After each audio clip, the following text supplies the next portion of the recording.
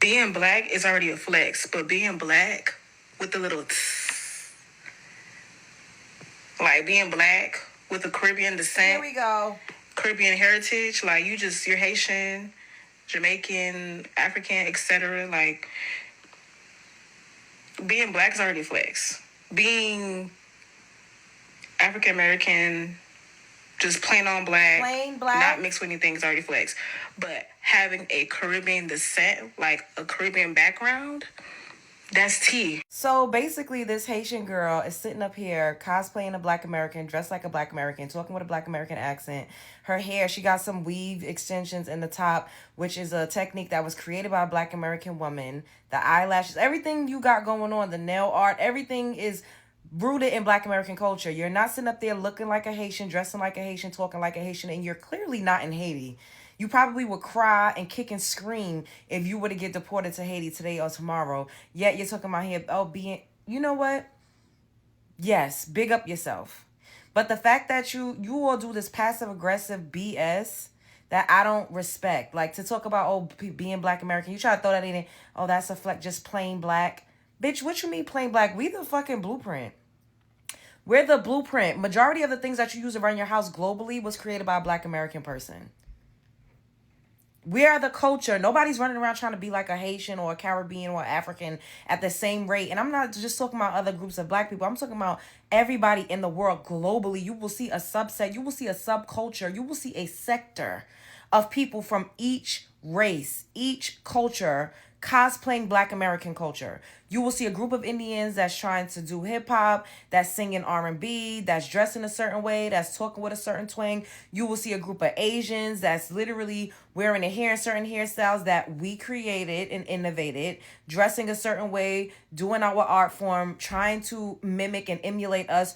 You will see Latinos doing it. You will see everybody around the globe doing it. But you do not see everybody around the globe that has literally a sector and a subculture of people that cosplay Haitians or that's cosplaying Senegalese people or that's cosplaying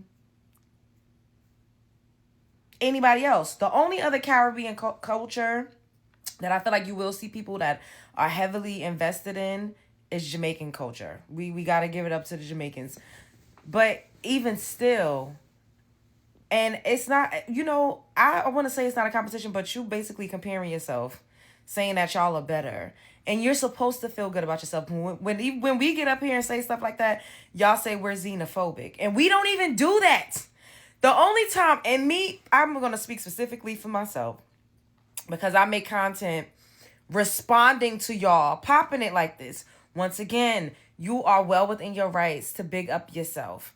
But you're bigging up yourself not looking like a Haitian, not in Haiti. It's that part. Second of all, you are doing an underhanded, like, passive aggressive dig at Black Americans by saying just being plain black is a flex. What do you mean plain black when we got the most sauce? What are you talking about? Like, it's like, what y'all think about this? This is just so funny to me because like I was saying, my point was I respond to content like this. I do reaction content, right? So people be saying, "Oh, I'm this, I'm that, I'm xenophobic, I'm this, I'm that." And I'm like, I'm responding to people. I'm not just coming up here saying Black Americans are better than Haitians. Black Americans are better than Jamaicans. Black Americans are better than all of you Africans. I'm not just getting up here. We don't do that. We've never bragged enough on our shit. And that's why everybody absorbs our culture and don't even realize it because it's literally like breathing in and out air. You don't even realize it. You just think it's normal, but no, baby, you got that from somewhere.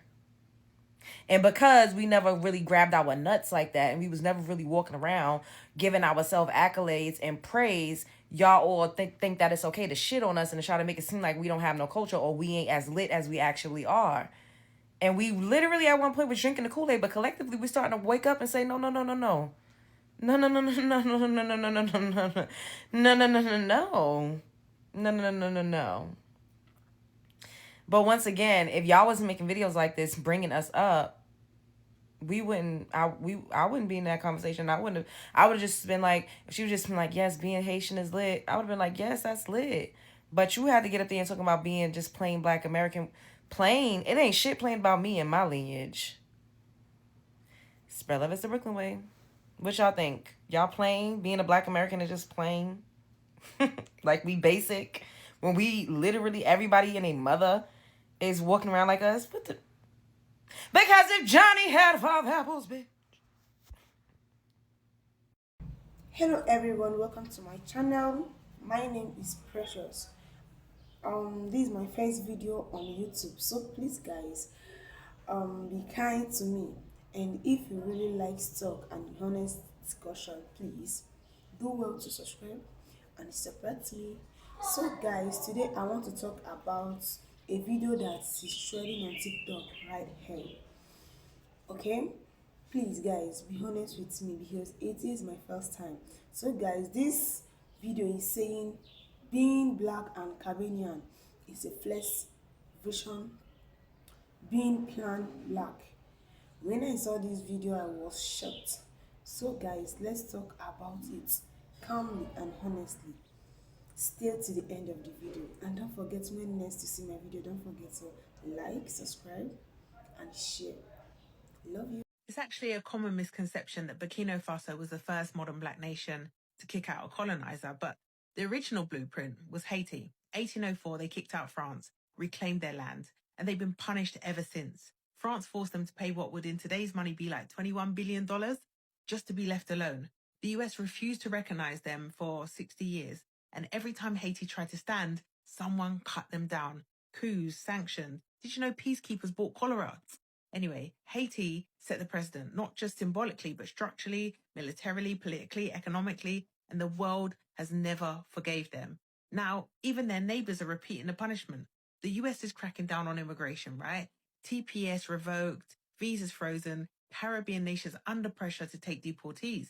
But some, like St. Kitts, were like, yeah, cool, we'll take them. But they banned Haitians. And it wasn't just them. Antigua, Barbados, and a few others followed, right?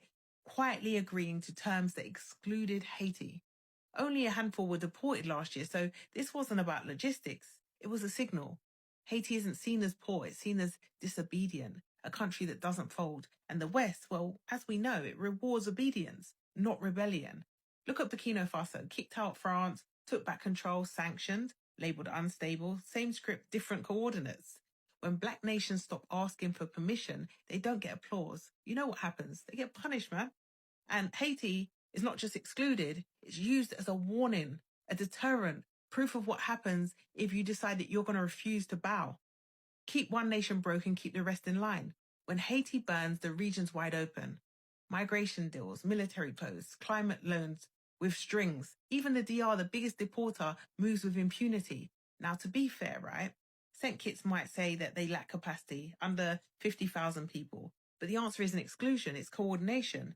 Haiti isn't just a number member. It's 24% of CARICOM's population. Over 350,000 Haitians could be forced back from the US to a country with no government and 90% gang control in the capital. And CARICOM, nothing. No statement, no strategy, just silence, as usual, man. And that silence breaks the Treaty of Charagamas in everything but name. Free movement, share responsibility, that's the paper, but silence is the practice. Every time we cut Haiti out, we weaken the region, one country at a time. Haiti collapses, and that doesn't just hurt Haitians, it makes the bloc look ungovernable, high risk, low return. That's how we lose leverage, not from weakness, but from division. So what are we building here? A bloc or a brand? The strategy is that CARICOM must say it loud. No member enters migration deals that exclude others. Because if unity is real, it has to cost something. And if the region lets this slide, don't call it integration. Call it alignment. Because this isn't protection, it's permission. Hey, Attorney Montgomery here. Immigration updates are constant.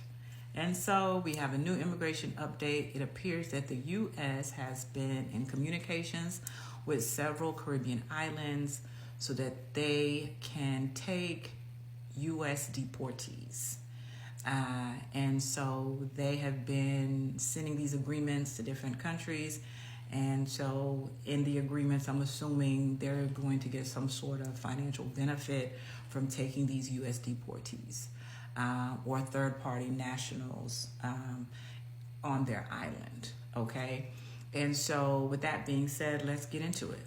Okay, so what's going on is that U.S. has been sending memorandum of understandings to facilitate transfer or accept deportees and third country nationals when the U.S. cannot return them to their countries.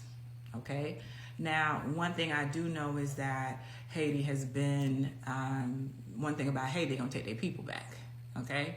So I don't believe that that's an issue as it relates to Haitian nationals.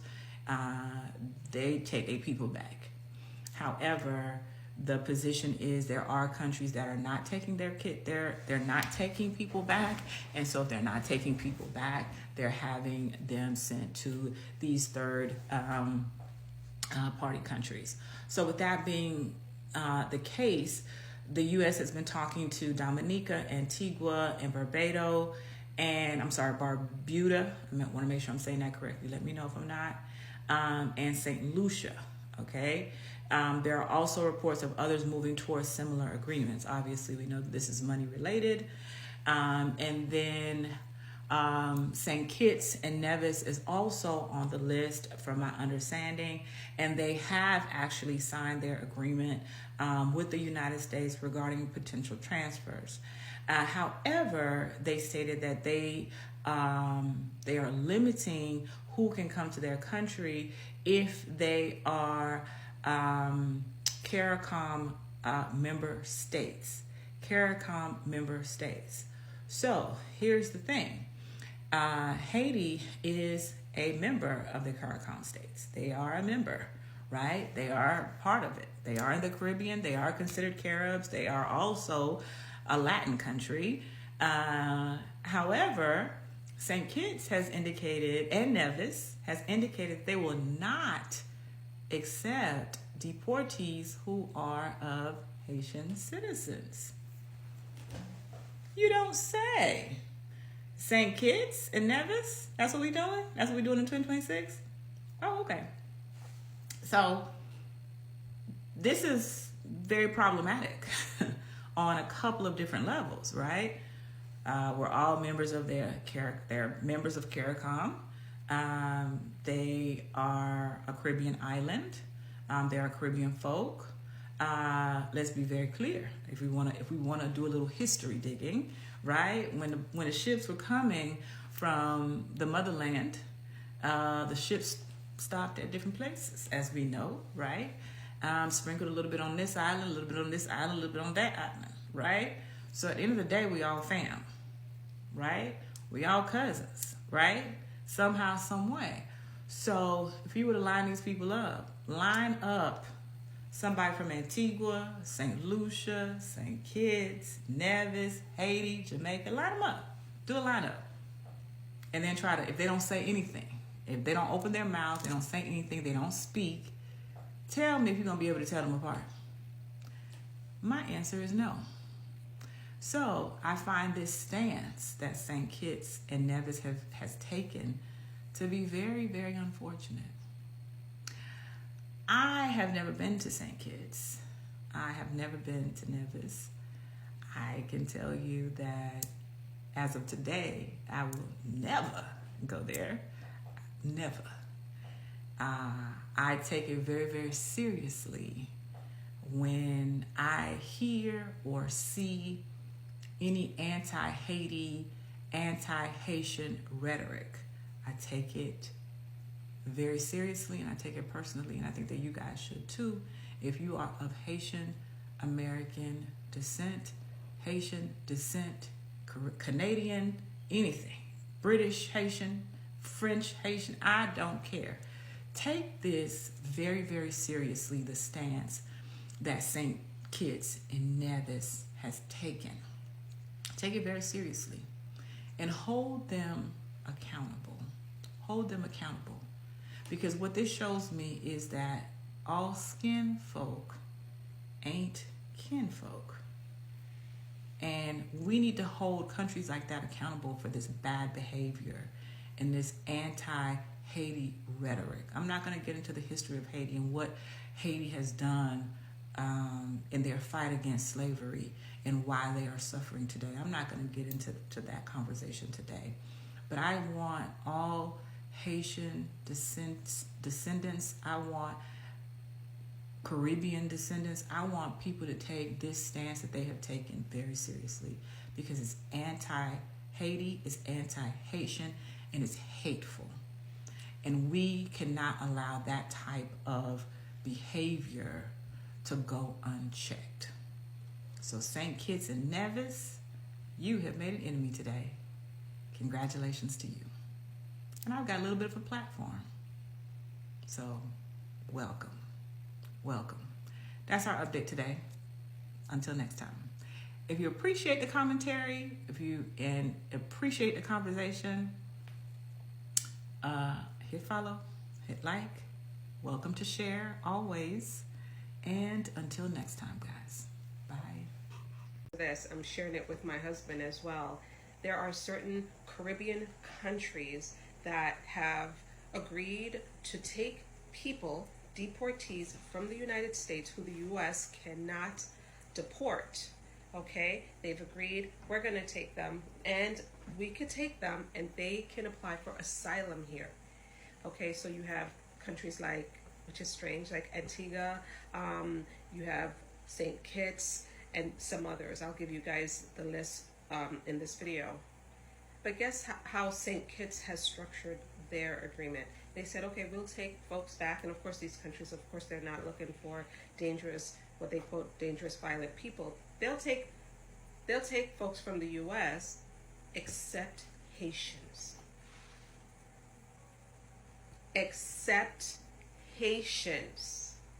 Can you believe that? Wow. Can you believe that? Yeah.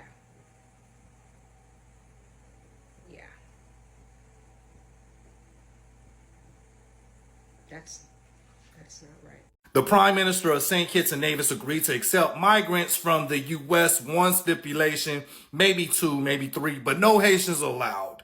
No Haitians allowed. That was prioritized above sexual offenders. That was prioritized over violent offenders. And he goes on to say that because it's a security issue, he didn't specify the security issue, but he want to protect St. Kitts and Nevis and the people of St. Kitts and Nevis. I just find it ironic that all these leaders of other countries could say they want to put their people first and protect their country and never criticize. But as soon as America does it, America first is a bad thing. They want to throw snowballs at you and they want to crucify you. But yeah, this is his words. So St. Kitts and Nevis has negotiated and entered into a memorandum of understanding with the United States of America for the potential transfer of certain third country nationals. And I want us to listen carefully, who are citizens or nationals of the Caribbean community. This does not involve anybody outside of CARICOM. This is in keeping with our CARICOM principle. And I will further say that because of security matters, it does not include Haiti at this particular time.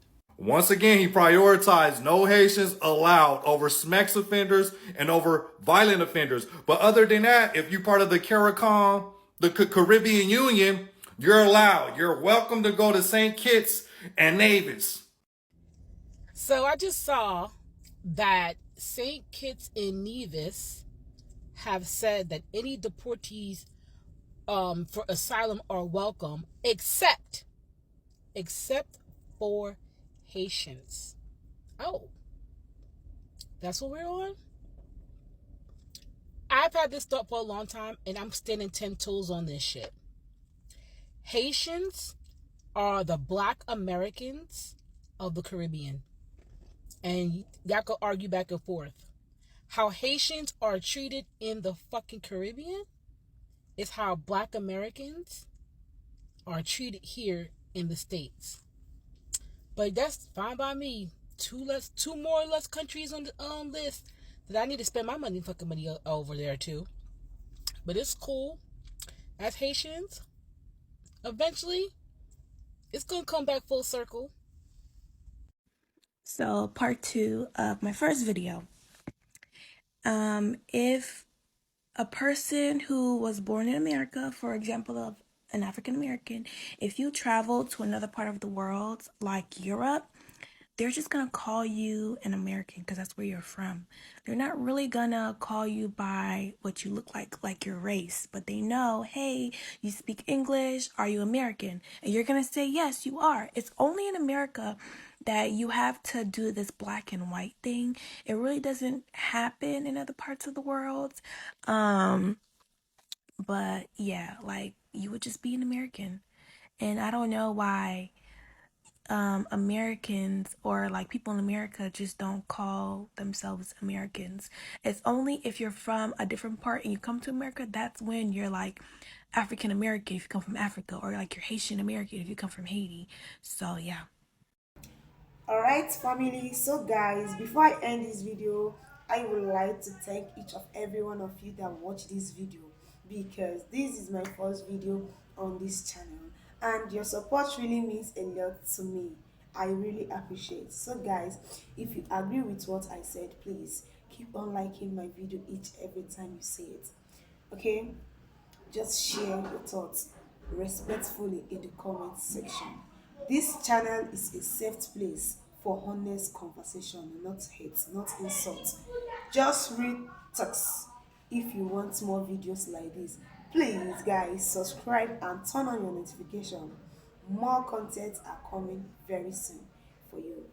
Thank you once again. I appreciate for giving me a chance, and I would like to see you in my next video. Thanks.